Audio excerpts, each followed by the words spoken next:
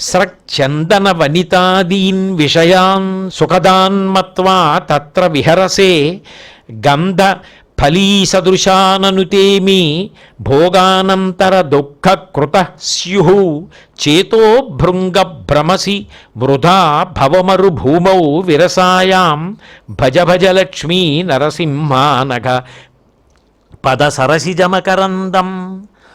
పూలదండలు, ఈ సంసారం, చందనాన్ని అలంకారం చేసుకోవడం, ఈ భోగాలు, ఇవన్నీ హుళక్కి.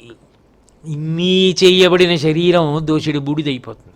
అవి ఏవీ శాశ్వత సుఖాలు కావు. నిజానికి శాశ్వత సుఖం ఏదైనా ఉంటే పరమాత్మని తెలుసుకోవడం ఒక్కటే. ఆ జ్ఞానము కలగాలంటే లక్ష్మీ నరసింహస్వామి పాదములను ఆశ్రయించు.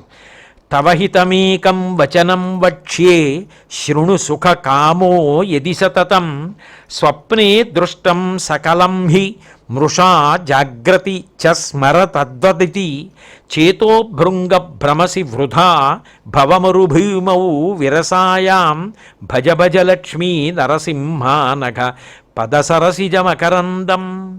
నిజంగా ఎప్పుడూ నువ్వు సుఖాన్ని కోరుకుంటే నీకొక్క విషయం చెప్తాను, గుర్తుపెట్టుకో. స్వప్నంలో కూడా ఒక్కొక్కసారి ఏదో సుఖం కనబడుతుంది, తెలివి వస్తే సుఖం లేదు. స్వప్నంలో ఉన్న సుఖం నువ్వు అనుభవించి అబ్బాయి ఎంత బాగుందో అనుకున్నది నిద్రలేస్తే లేదు. నిద్ర లేచి ఉన్నప్పుడు నువ్వు సుఖం అనుకున్నది నిద్రపోయినప్పుడు లేదు. రెండూ లేనివి.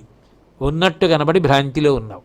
ఆ భ్రాంతి పోయి యథార్థమైన సత్యం తెలిసి యథార్థమైన సుఖం తెలియాలంటే లక్ష్మీ నరసింహస్వామి పాదములను ఆశ్రయించు అని అద్వైతపరంగా చేశారు. లక్ష్మీ నృసింహ పంచరత్నం అంటారు దాన్ని.